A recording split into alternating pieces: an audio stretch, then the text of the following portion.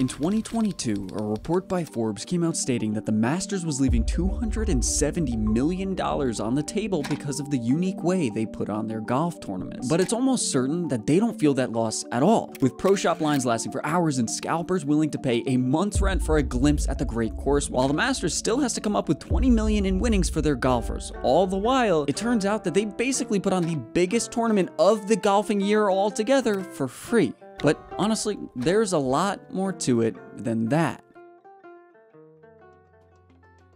For years, the Masters has been widely considered the most popular golf tournament in the world. They're constantly breaking their own records for most watched golf tournament ever, while creating more hype than basically any other event that golf has ever seen. With golf already being one of the most lucrative sports in the world, well, you would assume that the Masters would be equally as insane, equally as lucrative. And for many reasons, it is, but for a few others, it's surprisingly mediocre. Let me explain. Remember when I said the Masters leaves around $300 million on the table every year? Well, that's because of the way that they broadcast their events. Normally, broadcasting for golf tournaments makes a ton of money. In 2024, ESPN and the USGA came to a 12-year, $2 billion deal for the rights to broadcast the US Open, which is the next most watched golf tournament behind the Masters. All the while, the Masters takes nothing. That's right.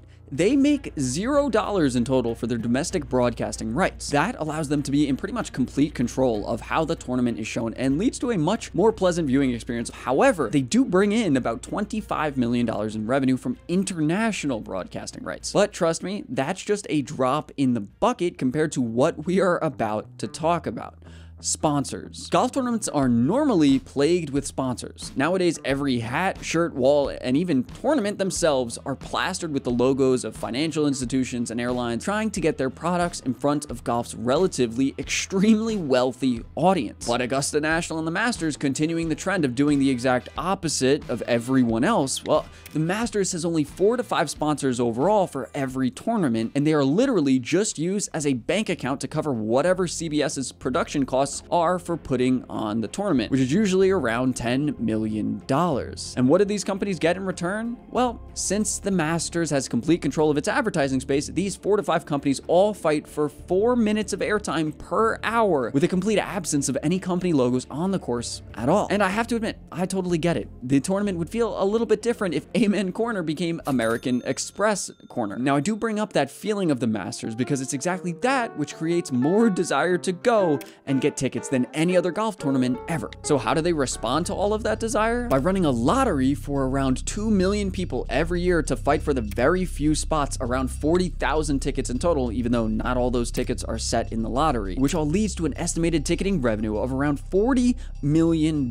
However, this brings us to the next trend in this story, the secondary market. Because Masters tickets are so rare to come by, with many people applying for years without ever getting a sniff of Augusta National air, well, the reseller market for tickets is rivaled only by Taylor Swift. Seriously, when you drive anywhere in Augusta, you will see flags everywhere of people camped out trying to scalp tickets to likely sell back again online for anywhere from $1,000 on the day of to well over $2,000 for tournament rounds, with 4-day passes getting all the way up to 10 grand. And all the while, Augusta National and the Masters is seeing none of this revenue, and they don't really care because it all adds to the allure of the event. If they were charging $2,000 for a ticket, they would likely lose a sizable portion of their audience who could never really afford that. And by letting others sell it for that, they're showing us just how beguiling that beautiful place can be, just how appealing it is. And though maybe not as beautiful or lucrative for that matter, the concessions at Augusta National is equally as compelling of a story. They famously sell everything in concessions for what seems to be the exact same price they sold them for 50 years ago. $1.50 egg salad, $4 beer, $1.50 popcorn. You get the point. It's that crazy and it's affordable, and it makes the viewing experience at the tournament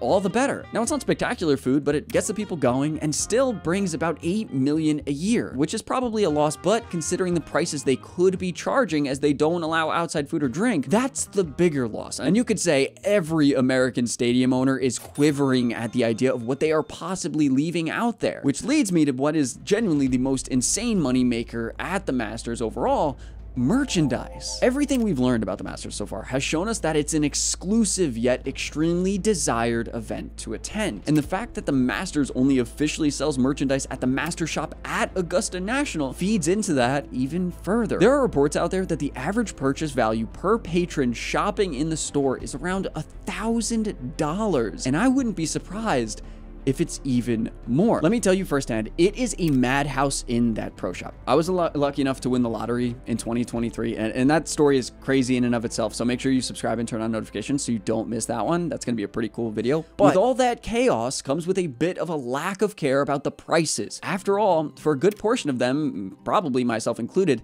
they will never be able to make it to those great green grounds again, so why not make the most of it? Oh, and they do, and the Masters is very happy about it, as they bring in approximately $70 million per tournament on just merch sales, which turns into about $10 million a day, $1 million an hour open, or $16,000 a minute spent in that pro shop. Now, thankfully for the patrons there, the prices in the store aren't wildly inflated, if inflated at all. Shirts with Masters logos and Augusta National branding are normally similarly priced, if not the normal price that you would find the logo-less shirt or sweater at a big box retail. But even though they make all that money, because the sale of products is limited to only attendees, that leads us again into a similar theme here. The secondhand market goes crazy. Facebook market sales on the first day the course opens to the public goes insane, with some people listing items from anywhere from 50% to 200% and even more of the normal price that they would have paid at the shop. It is genuinely insane, and the insane thing to me is that people are actually willing to purchase the item for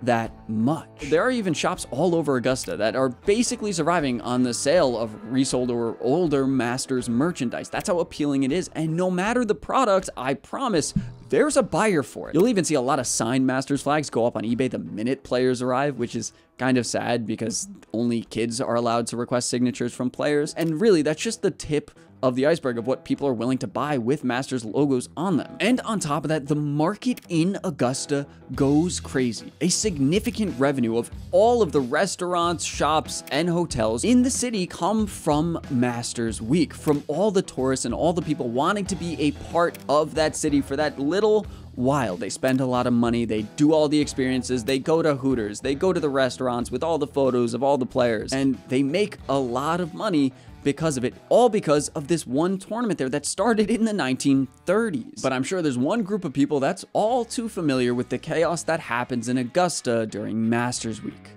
The members. This group is literally the exclusive of the exclusive, as not even winners become members when they win, as Tiger Woods, Phil Mickelson, all those guys are not members, and I wish I could tell you how or why somebody becomes a member, but it's really just not known, and they are some of the most famous, influential, and wealthy people in the world, and in the world of golf especially. However, it turns out these individuals are reportedly charged next to nothing, especially for them, for their fees as members, with initial and yearly costs apparently only being a few $1,000s. So I think a lot of people might have thought that since the Masters is so maybe forgiving with the prices they are charging their consumers, well, that maybe the members eat that whole fee, but it's just not the case, which just feeds that more exclusive and alluring idea in the minds of golfers everywhere, while they are still able to pay all of their winners an unbelievable sum of money, which is amazing considering all those guys would probably do it for free. And if they can do that and still afford all this, well, just imagine how much money other tournaments are making. But that is a story for another day, so subscribe and turn on notifications so you don't miss that one, and jump on over to this video about the fall of the Topgolf empire, or this one about whatever YouTube thinks you'll be interested in.